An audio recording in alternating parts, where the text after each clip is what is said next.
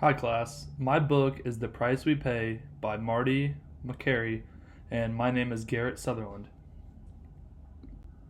So the overall main idea of this book is really three things in my opinion.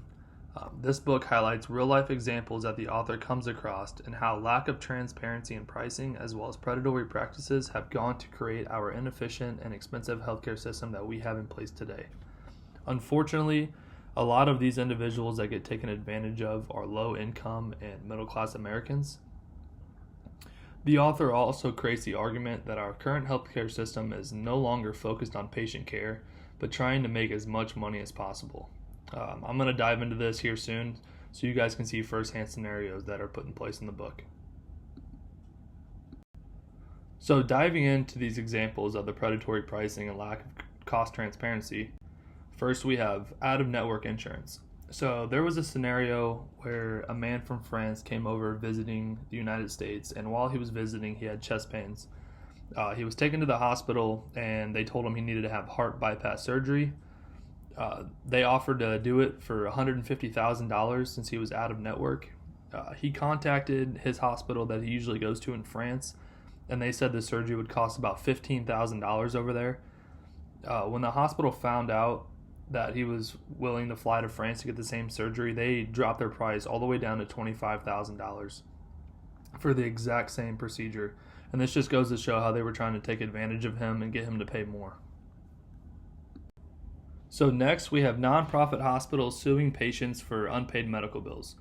So there were multiple scenarios put in the book, but the one that I picked was a nonprofit hospital that was located in Carlsbad, New Mexico, that has sued over 24,000 patients and garnished their wages for unpaid medical bills.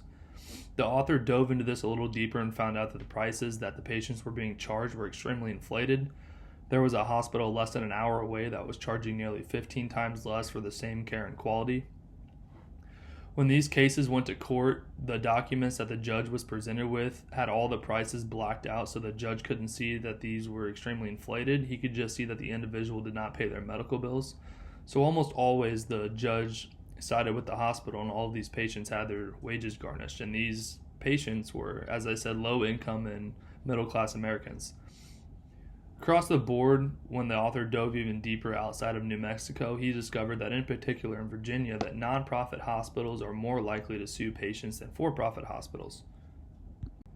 So my three main key takeaways from this book was: one, the healthcare system has started prioritizing profits over the care and well-being of its patients, and I recently showed you examples of that. Second, there is no standard to healthcare pricing when patients are out of network. Medicare, Medicaid, and insurance companies all have negotiated rates for a lot of standard procedures, but if you are a patient that either doesn't have insurance or you are out of network, hospitals are literally able to charge you whatever they want and send you surprise bills. The third is the author has a list of a lot of good that's happening in the industry. It's not all negative. There are companies popping up lately that do, for example, compare prices across different hospitals so you can ensure you are getting the best prices available. This is important to me and one of my key takeaways because I feel like this transparency to the public will force hospitals to start prioritizing patients and giving them fair pricing. So using what I've learned, obviously we know opioid addiction is a big issue in the United States. Doctors are overprescribing opioids to take home from procedures that standard ibuprofen could honestly take care of. If I was an administrator, I would create an OFI and have a meeting with doctors to review what procedures are necessary to prescribe these drugs and to also adjust the amount that is being given out.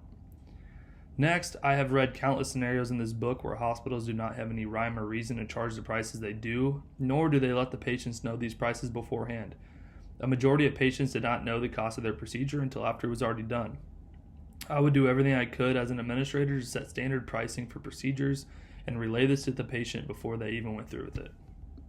So my opinion on this book, I really enjoyed reading this book, and I would honestly recommend it to anyone and everyone, whether you are in healthcare or not. This book provides eye-opening situations that are taking place every day in healthcare and that could affect you at some point in your life. For things to change, it is going to take a very large amount of people outside the health industry to make a difference moving forward.